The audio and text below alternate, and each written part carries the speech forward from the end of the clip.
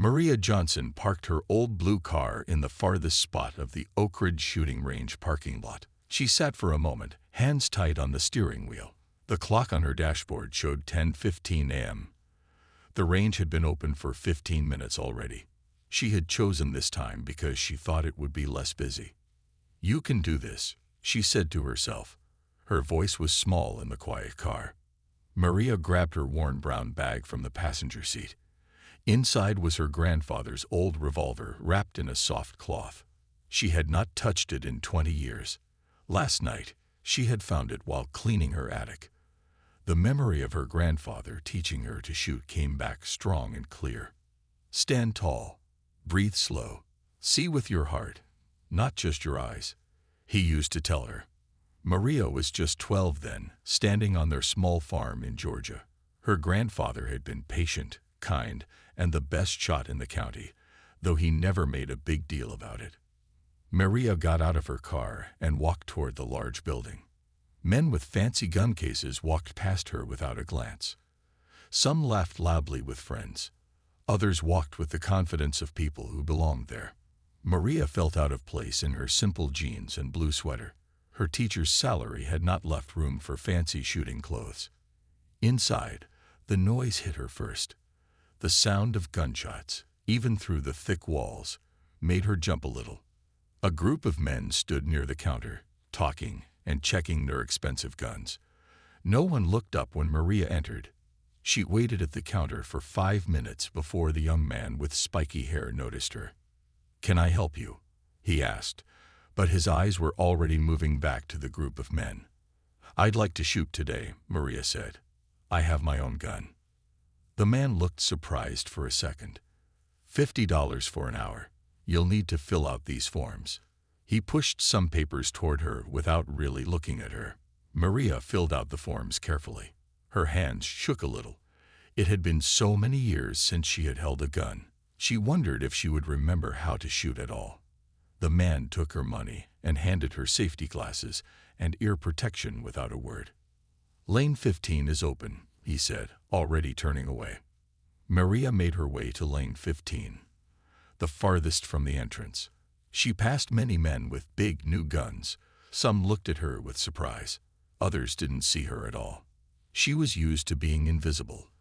At 45, with her graying hair always in a simple bun, people often looked right through her. Near the middle lanes, a crowd had gathered.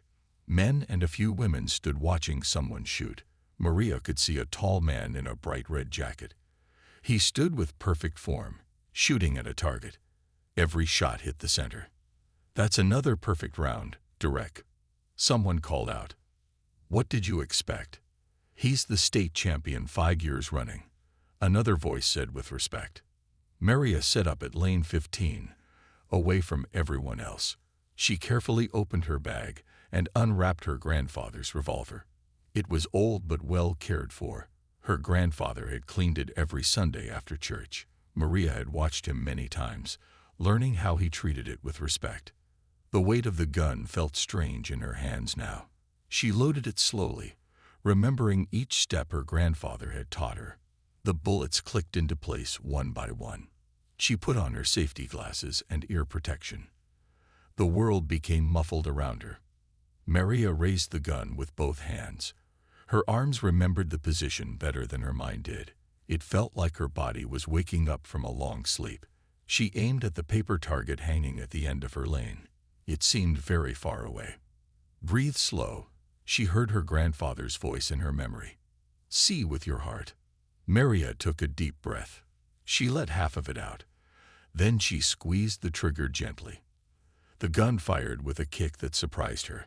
The noise was loud even through her ear protection. But Maria didn't lower the gun. She fired again, and again, 6 times total, until the revolver was empty. Only then did she lower her arms. They felt tired already, not used to holding this position. Maria put the gun down safely, pointing away from everyone. She pressed the button to bring her target forward. As the paper target came closer, Maria's eyes grew wide. All 6 shots had hit the very center of the target. They were so close together that they almost made one hole. Maria stared at it, not believing what she saw. 20 years had passed, but her body had not forgotten. Behind her, someone whispered, "Did you see that?" The voice sounded shocked. Maria turned around. 3 men stood there, watching her. One of them was the tall man in the red jacket, Derek Wilson, the champion. For the first time that day, someone was really seeing her. Derek Wilson walked toward Maria with long steps. His red jacket stood out like a flag among the other shooters. 2 men followed him like shadows. Everyone at nearby lanes stopped shooting to watch. "Who taught you to shoot like that?" Derek asked. He didn't say hello or introduce himself. His eyes were fixed on Maria's target, where 6 shots had made what looked like one hole in the center. Maria felt her face grow warm. She wasn't used to attention, especially from someone famous like Derek Wilson. As a 3rd-grade teacher at Lincoln Elementary, she spent her days being ignored by 8-year-olds, not being stared at by grown men. "My grandfather taught me," she said, her voice soft but clear. "On our farm in Georgia. I was 12 when I started." Derek reached out his hand. "May I?" he asked, pointing to her target. Maria nodded. Derek took the paper target and held it up to the light. One of his friends pulled out a small measuring tool from his pocket. "This is less than a 1/4-inch spread," the friend said, measuring the distance between her shots. "I've never seen grouping this tight from a first-timer." "I'm not exactly a first-timer," Maria said. "Just haven't shot in 20 years."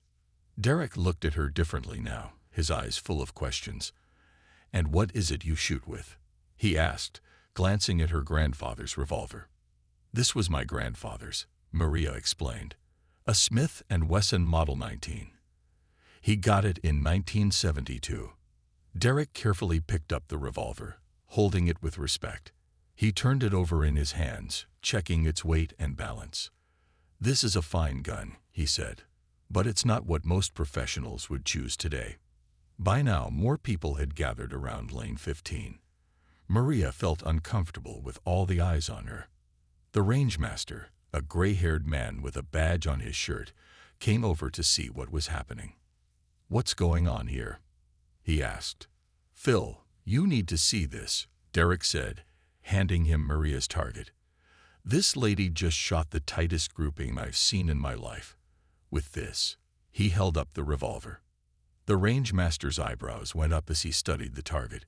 "Ma'am, that's some remarkable shooting," he said to Maria. It was the first time anyone had spoken to her with respect since she arrived. "Thank you," Maria said, "but I really just came to practice a little. I don't want to cause any trouble." "No trouble at all," Derek said. "In fact, I'd like to see you shoot again, if you don't mind." Maria felt trapped. Part of her wanted to pack up her things and leave. She hadn't come for this kind of attention. But another part of her, a part that sounded like her grandfather, told her to stand tall and show what she could do. "All right," she said. "One more round." She reloaded the revolver carefully. The crowd stepped back to give her space, but she could feel their eyes on her back. Maria tried to focus only on the new target at the end of the lane. She raised the gun, took a breath, and fired 6 more shots, one after another. When she brought the target back, the result was the same. 6 shots, all in the center, so close together they looked like one hole. A low whistle came from someone in the crowd. "That's not luck," someone said. "That's pure skill." Derek Wilson looked at Maria with new eyes. "My best grouping is 1/2 inch, he said quietly, "and I've been shooting competitively for 15 years. The rangemaster stepped forward. "What's your name, ma'am?" he asked. "Maria Johnson."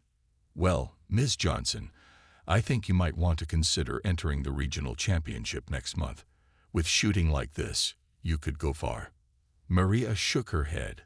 "No, I don't think so. I'm just a teacher. This was just for fun, to remember my grandfather." Derek handed her back the revolver. "Your grandfather taught you well," he said. "Too well to keep this talent hidden." Maria carefully wrapped the gun back in its cloth and put it in her bag. "I should go," she said. I have papers to grade. As she walked toward the exit, people moved aside for her. Some nodded with respect. Others whispered as she passed. The young man at the counter, who had barely looked at her before, now watched her with wide eyes. "Have a good day, ma'am," he said as she handed back the safety equipment. Outside in the parking lot, Maria took a deep breath of fresh air. Her hands were shaking, but not from fear now. She felt alive in a way she hadn't in years. The memory of her grandfather seemed so close she could almost feel his hand on her shoulder, hear his proud voice saying, "That's my girl." As she drove home, Maria thought about what had happened. She had gone to the range to connect with a memory, not to show off or impress anyone. But now people knew her name. The state champion had seen her shoot. The range master had suggested a competition. "What would you do, Grandpa?" she asked out loud in her empty car. The answer came to her mind clearly. "You stand tall and you don't hide your light." At home, Maria set her bag down on the kitchen table. Her small house was quiet except for the ticking of the old clock on the wall. She made herself a cup of tea and sat down to grade her students' math tests. But her mind kept going back to the shooting range, to the feeling of the revolver in her hand, to the looks of surprise on everyone's faces. Before going to bed that night, Maria took out her grandfather's revolver again.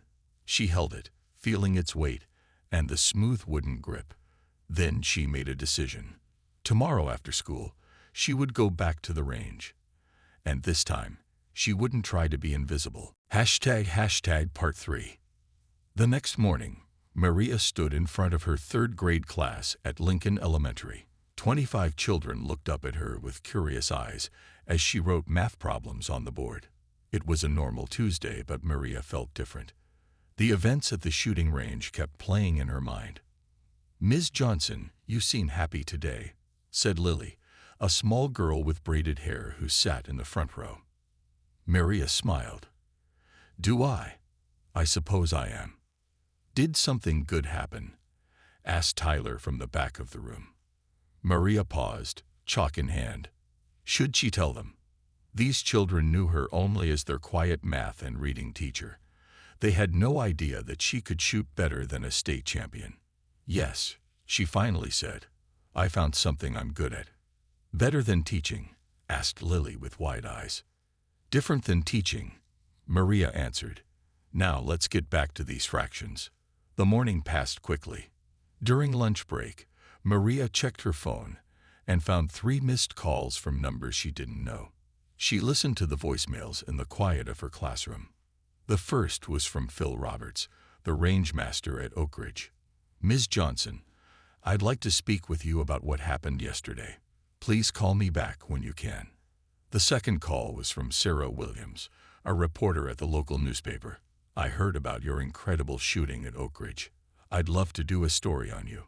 The third call made Maria sit down hard in her chair. It was from James Taylor, the organizer of the regional shooting championship. "Ms. Johnson, Derek Wilson gave me your number. I'd like to personally invite you to compete in next month's championship. Please call me to discuss the details." Maria put her phone down on her desk. Her hands shook slightly. This was moving too fast. Yesterday, she was just a teacher who had found her grandfather's old revolver. Today, people were calling her, wanting things from her. After school, Maria drove straight to the shooting range. This time, when she walked in, heads turned. The young man at the counter smiled at her. "Ms. Johnson, good to see you again. Lane 15 is open for you." Maria paid and walked to her lane. She could feel eyes following her. Some people whispered as she passed. A few nodded in greeting. It was strange to be seen after being invisible for so long. As she set up, Phil Roberts, the range master, came over to her lane. "Ms. Johnson, I'm glad you came back," he said. "I was hoping to talk to you."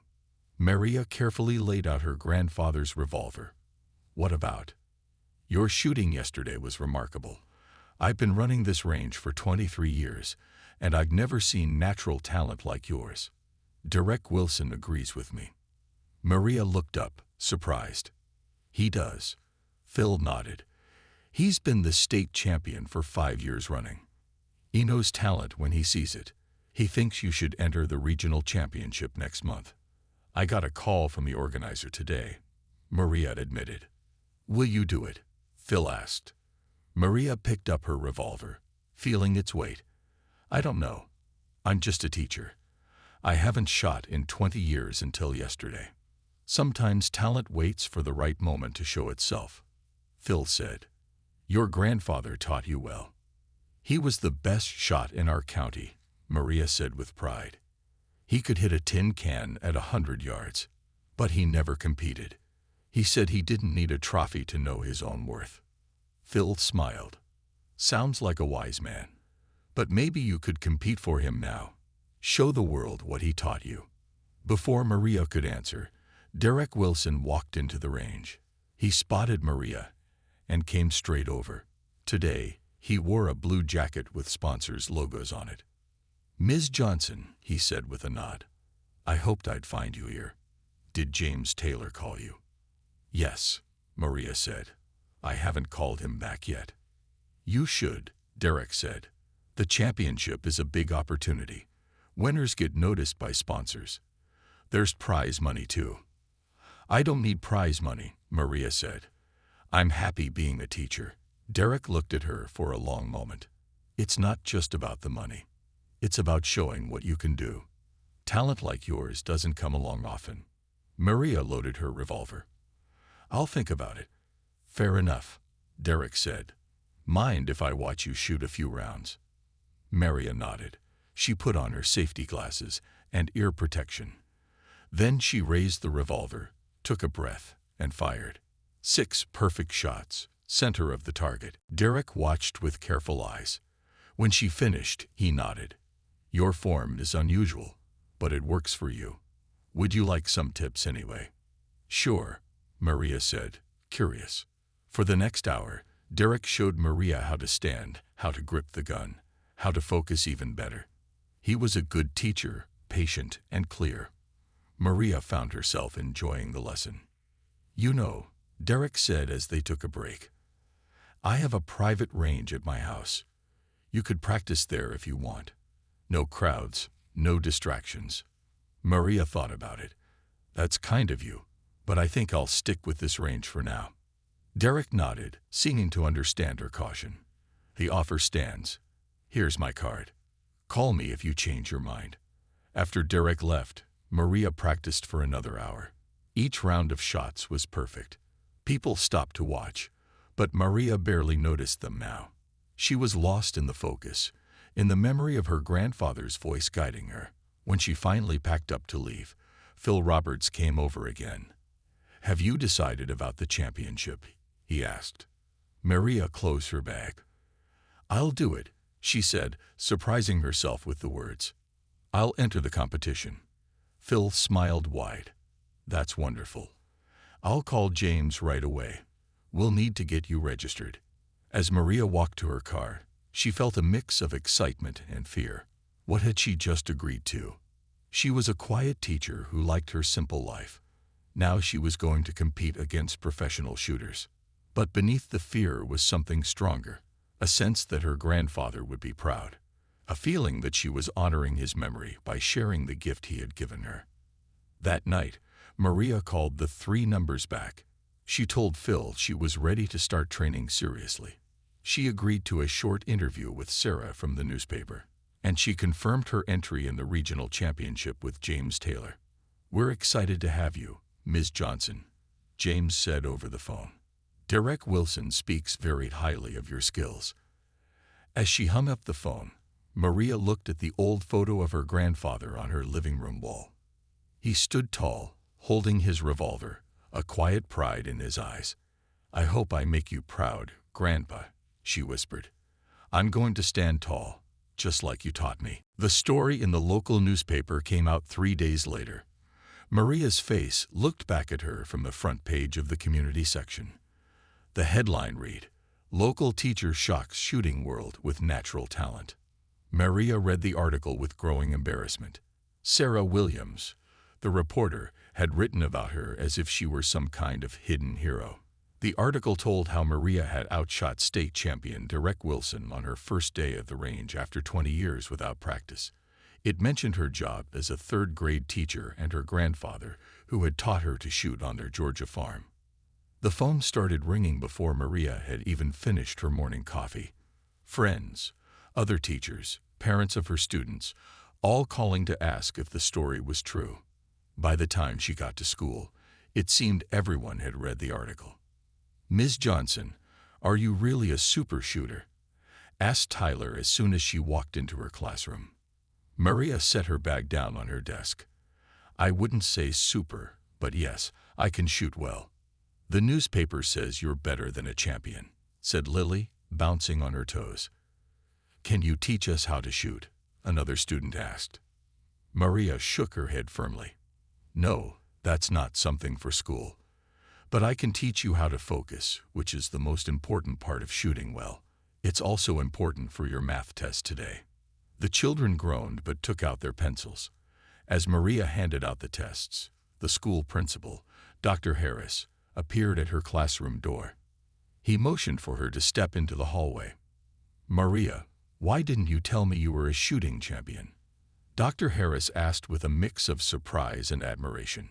"I'm not a champion," Maria said quickly. "I just happen to be good at it. The newspaper says you're entering the regional championship next month. Will you need time off?" Maria hadn't thought about that. "It's on a Saturday, so I shouldn't need to miss work." Dr. Harris smiled. "Well, the whole school will be cheering for you. This is exciting. We've never had a celebrity teacher before." Maria wanted to say she wasn't a celebrity, but Dr. Harris was already walking away.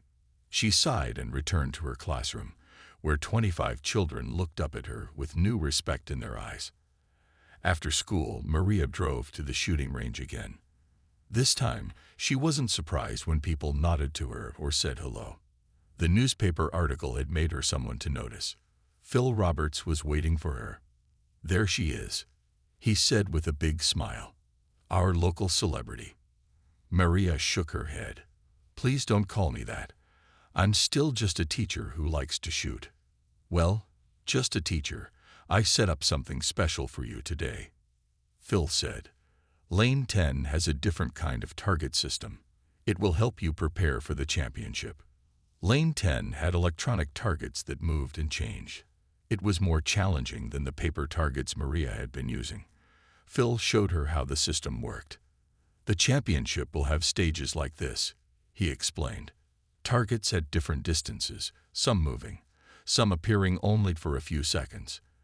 It's not just about accuracy, but also speed and decision-making." Maria practiced for 2 hours. The moving targets were harder, but by the end, she was hitting them consistently. Phil watched her with growing excitement. "You're a natural," he said. "With a little more practice, you could win this thing." As Maria was packing up, a woman approached her. She was tall with short gray hair and sharp eyes. "Ms. Johnson," the woman said, holding out her hand. "I'm Linda Vasquez from Women in Shooting Sports. I read about you in the paper." Maria shook her hand. "Nice to meet you. I wanted to talk to you about representing our organization," Linda said. "We try to encourage more women, especially women of color, to take up shooting sports. Someone like you could be an inspiration." Maria blinked in surprise. "Me? An inspiration?" "Absolutely," Linda said. "Do you know how few black women compete in shooting sports? You could change that. Show young girls that this space belongs to them too." The idea made Maria pause. She had never thought of herself as a trailblazer. She was just Maria, the quiet teacher who kept to herself. "I'll think about it," she said finally.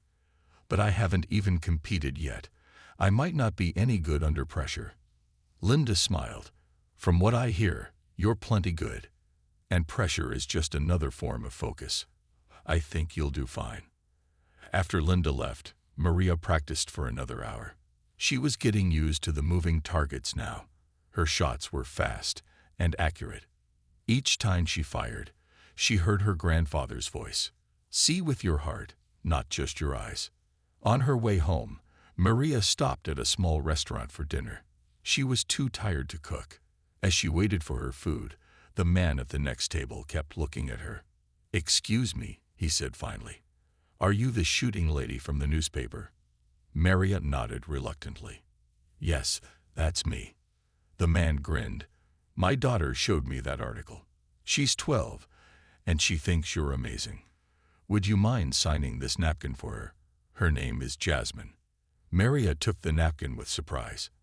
"I've never signed an autograph before," she admitted as she wrote a short message to Jasmine. Derek Wilson's house sat on 5 acres of land outside the city. It was big and modern, with large windows and a wide front porch.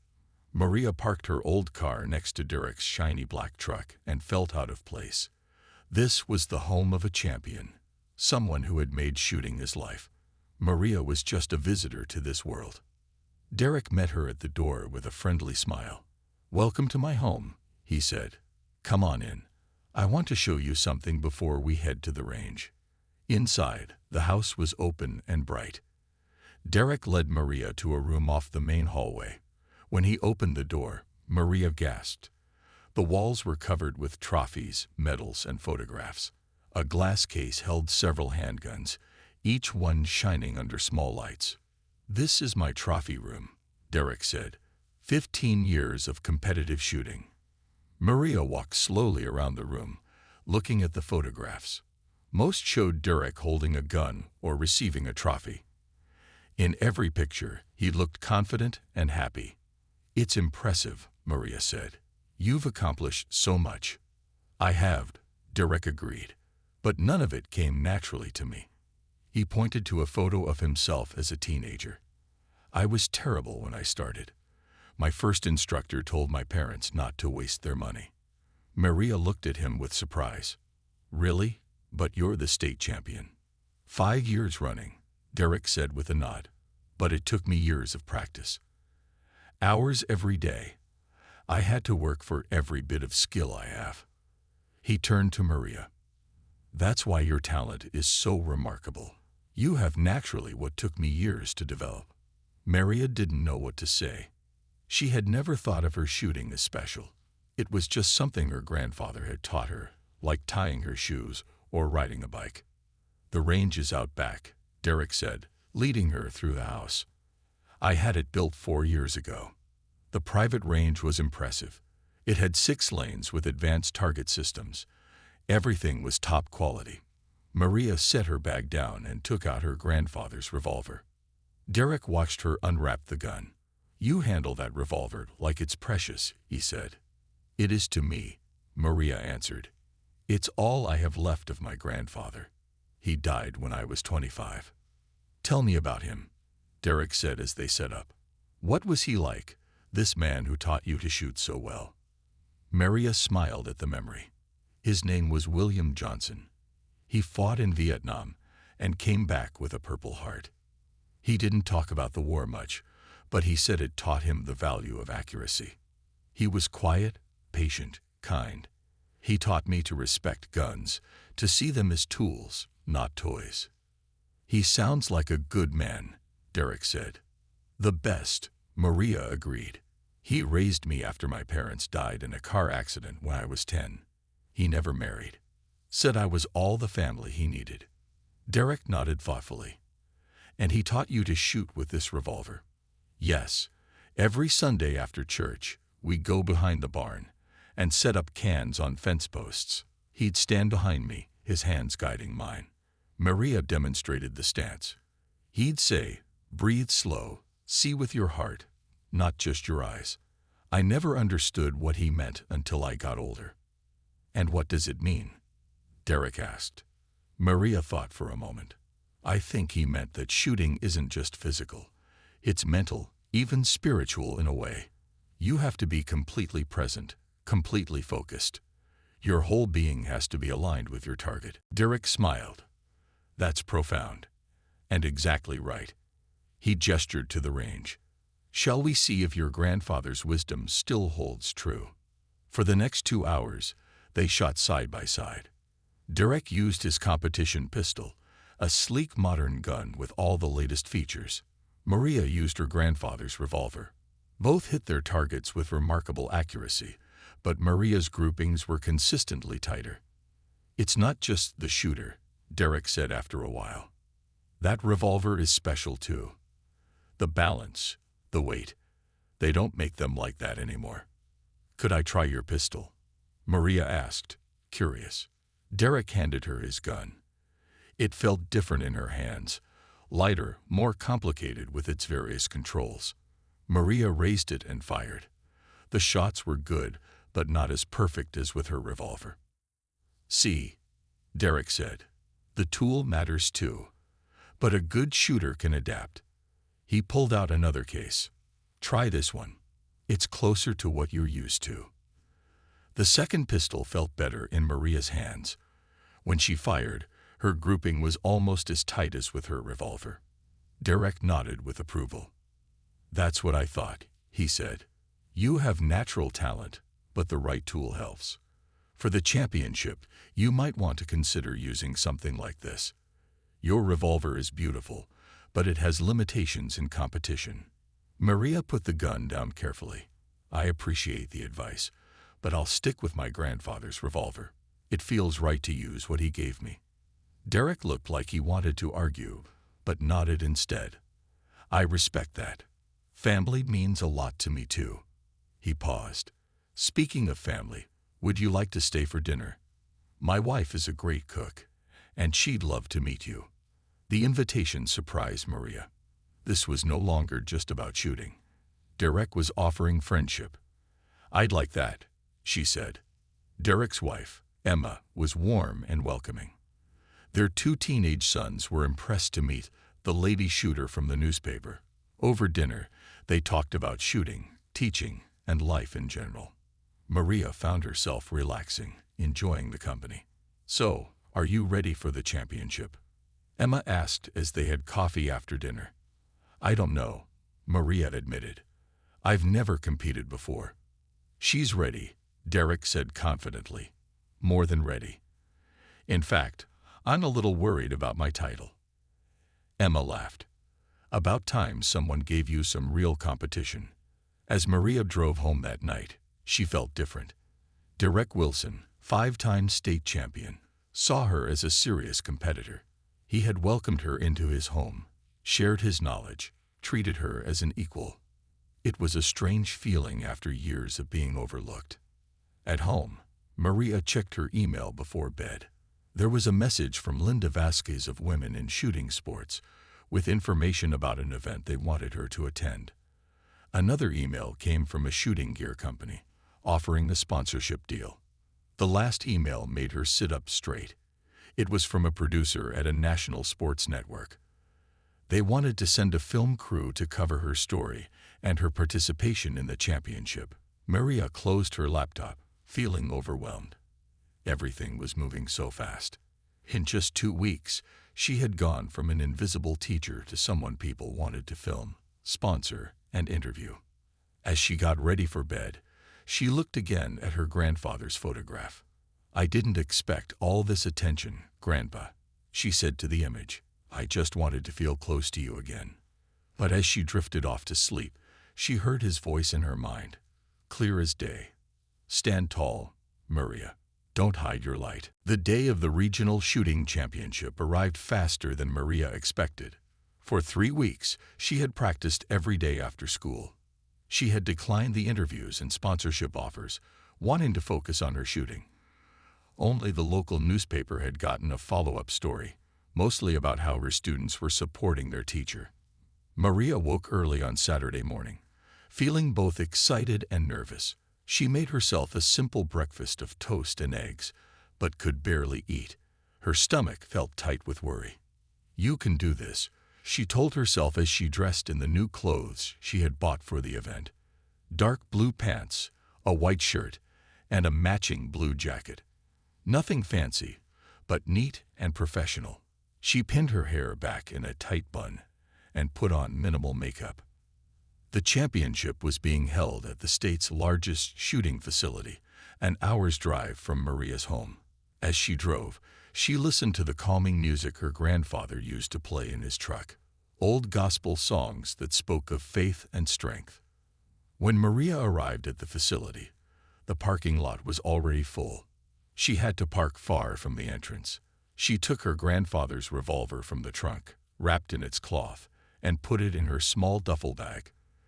Then she walked toward the large building, feeling smaller with each step. Inside, the main hall was crowded with competitors and spectators. Tables lined the walls where various companies displayed their latest guns and gear. Large screens showed the competition schedule and rules. Maria looked around, feeling lost. "Maria, over here," a familiar voice called. Phil Roberts waved to her from near the registration desk. Maria felt relieved to see a friendly face. She walked over to him. "I was worried you might not come," Phil said. "You haven't been to the range this week." "I've been practicing at home," Maria explained, "setting up targets in my backyard." Phil nodded. "Well, I'm glad you're here. Let's get you registered." The woman at the registration desk looked up as they approached. Her eyes widened slightly as she recognized Maria from the newspaper. "Ms. Johnson, we've been expecting you," she said. "I have your paperwork right here." Maria filled out the forms and received her competitor badge. Number 42. She pinned it to her jacket. "The first round starts in 30 minutes, the woman explained. "You're in Group B, Lane 5. Good luck." As Maria moved away from the desk, she heard whispers follow her.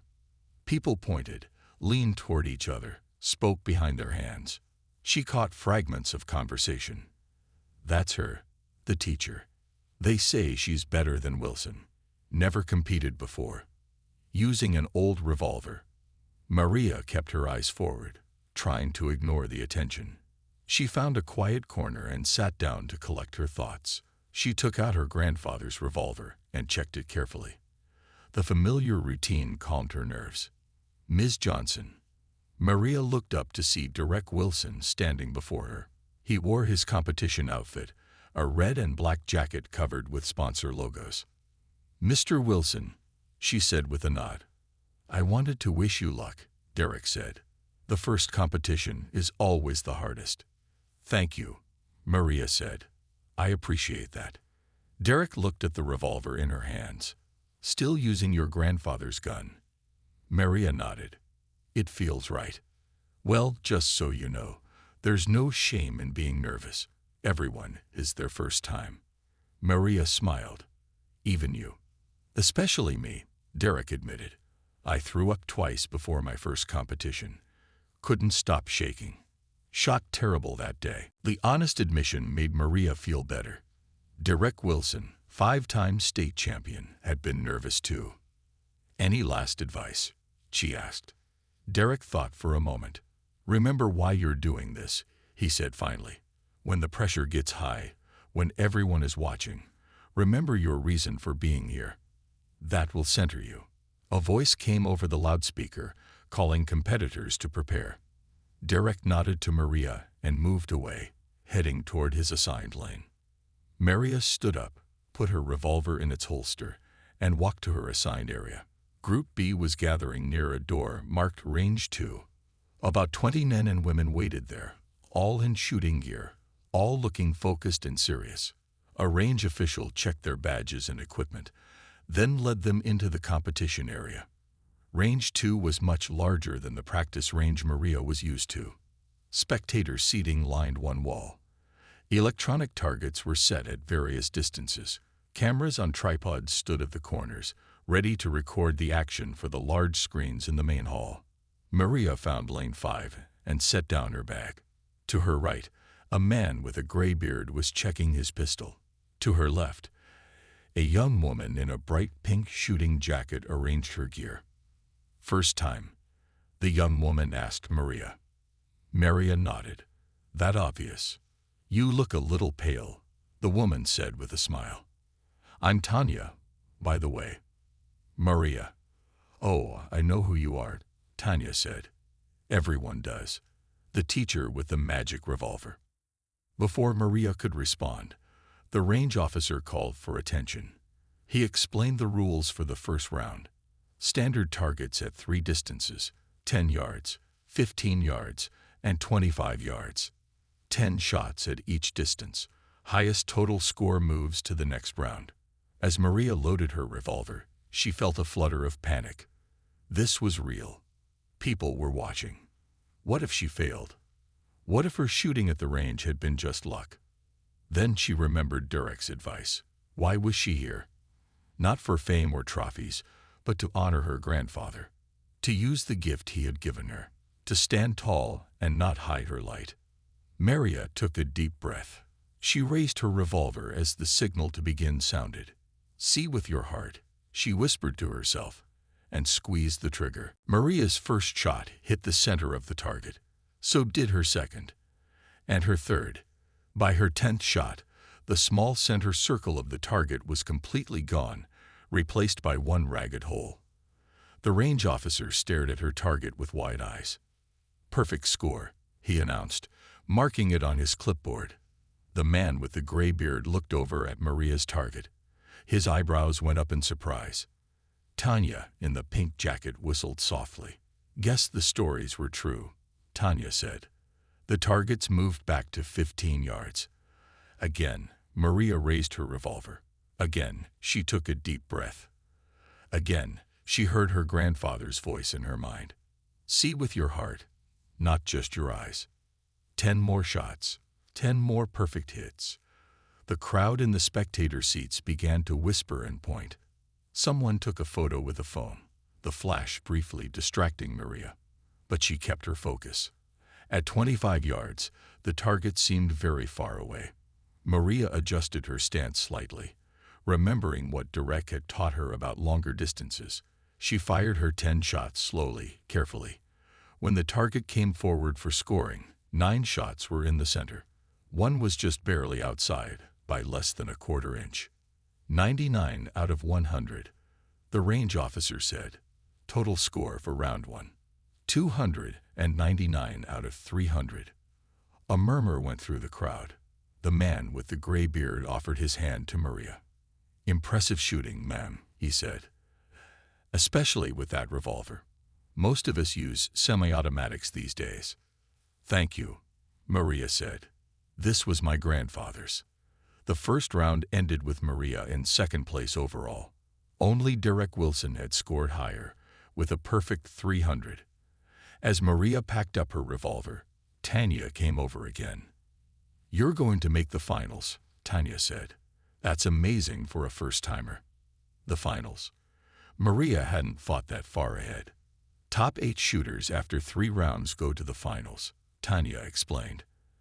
"At this rate, you'll definitely be there, probably facing off against Wilson."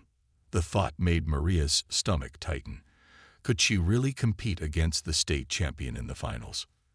Part of her wanted to run away now, to go back to her quiet life as a teacher. But a stronger part wanted to continue, to see how far her grandfather's lessons could take her. During the break before round 2, Maria found a quiet corner away from the crowds. She took out a small photo of her grandfather that she kept in her wallet. He stood tall in his army uniform, young and proud. "I'm trying, Grandpa," she whispered to the photo. "I'm trying to stand tall." "Ms. Johnson." Maria looked up. A young black girl, maybe 12 or 13, stood nearby. She held a program in her hands, looking nervous. "Yes," Maria said. Could I have your autograph?" the girl asked, holding out the program. "My dad says you're making history today. He says not many black women compete in shooting sports." Maria took the program, touched by the request. "What's your name?" she asked. "Jasmine," the girl said. Maria smiled. "That's a beautiful name." She signed the program. "To Jasmine, stand tall and see with your heart. Maria Johnson." As Jasmine walked away, clutching the program to her chest, Maria felt a new sense of purpose. This wasn't just about her or her grandfather anymore. It was about Jasmine and girls like her, who needed to see that they belonged in places where they had been invisible before. The second round was more challenging. Moving targets that appeared for only 3 seconds, Maria missed 2 shots, ending with a score of 98. Still, She remained in second place overall, just behind Derek. During the third round, the pressure increased. News had spread about the teacher with the old revolver who was matching the state champion shot for shot. More spectators filled the seats. A camera crew from a local TV station set up near Maria's lane. The finals of the regional championship had a different format. Instead of shooting at paper targets, the 8 finalists would face a course with steel targets of various sizes. Some targets moved, some appeared for only seconds. Points were awarded for accuracy and speed. The announcer introduced each finalist as they prepared. When he came to Maria, his voice grew excited. Our next finalist is the talk of the competition. Maria Johnson, a third-grade teacher who hadn't shot in 20 years until 3 weeks ago. Using her grandfather's revolver, she has matched our champion shot for shot. Ladies and gentlemen, this is her first competition ever. The crowd applauded loudly. Maria felt her face grow warm with embarrassment. She wasn't used to this kind of attention. She checked her revolver one last time, making sure it was loaded and ready. Derek Wilson went first. He moved through the course with smooth precision, hitting target after target. His modern pistol fired rapidly, the shots echoing in the large room. When he finished, his time was 43 seconds with no missed targets. The crowd cheered as Derek raised his arms in victory. One by one, the other finalists took their turns. Some were fast but missed targets. Others were accurate but slow. None beat Derek's score. Then it was Maria's turn. As she stepped up to the starting line, Maria felt everyone watching her. The lights seemed too bright, the crowd too loud. For a moment, she froze, unsure if she could do this.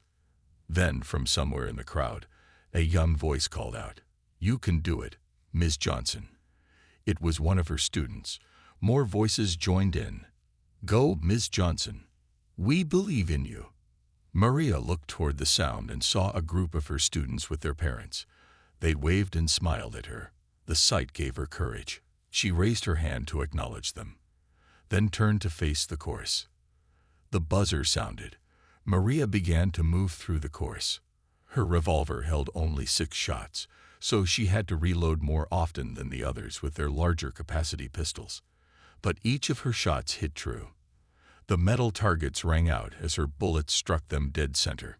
Maria moved with careful steps, not rushing but not wasting time. She reloaded quickly, just as her grandfather had taught her. Economy of motion, he'd called it. No wasted movements. The last target was the smallest, a 4-inch circle at 20 yards. Maria took an extra breath before firing. The target rang loudly as her bullet hit the center. Maria lowered her revolver. The crowd was silent for a moment, then burst into applause. She looked at the large digital clock. 47 seconds, 4 seconds slower than Derek. Maria felt a mix of disappointment and pride. She had done well, but not well enough to win. She began to walk off the course when the announcer's voice boomed out. "Ladies and gentlemen, we have a scoring adjustment. Due to the use of a revolver, which requires more reloading time, competitor Johnson receives a 5-second time credit. Her final time is 42 seconds, beating Wilson by 1 second. The crowd erupted in cheers. Maria stood still, not sure she had heard correctly. Derek Wilson walked over to her, his hand outstretched. "Congratulations," he said with a smile. "You just beat the state champion."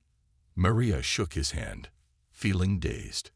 "But the time credit is in the rules." Derek finished for her. "I know them well. Revolvers get a handicap because of the reloading time. You won fair and square." Before Maria could respond, reporters surrounded them, cameras flashing. Questions came from all directions. "Ms. Johnson, how does it feel to win your first competition? Will you defend your title next year? Are you going to turn professional? What would your grandfather say if he could see you now?" The last question made Maria pause. What would her grandfather say? She could almost hear his voice, feel his hand on her shoulder. "My grandfather would say that winning isn't what matters," Maria answered. What matters is doing your best with the gifts you've been given. I'm just grateful I could honor his memory today." As the questions continued, Linda Vasquez pushed through the crowd. "Maria, this is amazing. Women in Shooting Sports wants to make you our national spokesperson. You could inspire so many girls and women." Phil Roberts was there too. "The crowd loved you. The regional organizers want you to do a demonstration at next month's gun show." Maria felt overwhelmed by the attention and offers. This was so far from her quiet life as a teacher. Could she balance both worlds? Did she even want to? Monday morning came too soon. Maria had spent Sunday avoiding calls and messages, trying to find peace in her garden and her books. But now it was time to face the world again, to be Ms. Johnson, the third-grade teacher, not Maria, the shooting champion. As she parked in her usual spot at Lincoln Elementary, Maria noticed more cars than normal. Parents stood in small groups in the parking lot, talking and looking toward the school entrance. When they saw Maria, many waved or called out congratulations. Principal Harris met her at the door with a big smile. "Our champion returns," he said loudly. "Maria, the school board called this morning. They want to honor you at the next meeting. And the mayor's office called too. Something about a key to the city." Maria felt her stomach tighten. "Dr. Harris, I appreciate that, but I'd really like to keep things normal for my students." "Oh, of course, Dr. Harris said, though he looked disappointed. "But you should know, we've had calls from parents wanting to move their children to your class. Everyone wants to be taught by the champion." In her classroom, Maria found a surprise waiting. Her students had made a big banner that said, "Congratulations, Ms. Johnson." They cheered when she walked in, jumping up and down with excitement. "Did you see us at the competition?" Tyler asked. "We were cheering for you." "I saw you," Maria said with a smile. "Your cheers helped me a lot." "Are you going to be in more competitions?" asked Lily. "I don't know yet," Maria answered honestly. "Right now, I want to focus on our math test this week. Everyone ready to practice fractions?" The children groaned but took out their books. Maria was grateful for the routine of teaching, the familiar problems and lessons. Here, she was just Ms. Johnson, not a curiosity or a champion. After school, Maria found Derek Wilson waiting by her car. He leaned against his truck, arms crossed, watching her approach. "Champion Johnson," he said with a smile. "How does it feel going back to normal life?" Maria put her bag in her car. "Is that possible? Going back to normal?" Derek shook his head. "Not completely. But you can find a new normal." He handed her a business card. "My agent. He's interested in representing you. There's money to be made in competitions, demonstrations, endorsements." Maria looked at the card, but didn't take it. "I'm not sure that's what I want." "What do you want, Maria?" Derek asked. "Have you figured that out yet?" The question hit home. What did she want? 3 weeks ago, she had just wanted to feel close to her grandfather again, to remember the lessons he had taught her. Now, everything was different. "I want to keep teaching," she said slowly. "I love my students, but I also enjoyed competing. The focus, the challenge, and..." She paused, thinking of Jasmine, the young girl who had asked for her autograph. "I like the idea that I might inspire other black women and girls to try shooting sports." Derek nodded. "Then do both. Keep teaching, but compete when you can. Be selective about sponsorships and appearances. You have something special, Maria. Something that could open doors for others." Maria finally took the business card. "I'll think about it." When she got home, Maria had more visitors waiting. Linda Vasquez from Women in Shooting Sports sat on her porch steps. With her was a teenage girl with dark skin and braided hair. "Maria." Linda stood up as Maria parked. "I'd like you to meet someone. This is Tiana. She saw your competition yesterday and hasn't stopped talking about it since." The girl stepped forward shyly. "Hello, Miss Johnson. I want to learn to shoot like you." Maria looked at the girl's eager face and felt something shift inside her. Here was a reason, a purpose beyond herself, or even her grandfather's memory. "Why don't you both come in?" Maria said. "We can talk about it over tea." Inside, Tiana told Maria how she had never seen a black woman shooter before, how watching Maria win had made her feel like maybe she could do it too. Linda explained that women in shooting sports wanted to start a program for young women of color, with Maria as a mentor. "We need role models," Linda said. "Someone who looks like them, who can show them it's possible." As they talked, more pieces fell into place in Maria's mind, a path forward that felt right. She could keep teaching, her first love. She could compete sometimes, honoring her grandfather's gift. And she could mentor young women like Tiana, opening doors that had been closed before. That night, Maria called Derek's agent and set clear terms. She would compete in select events. She would do some appearances and endorsements, but only for companies she believed in. And a portion of any money she earned would go to a scholarship fund for young women interested in shooting sports.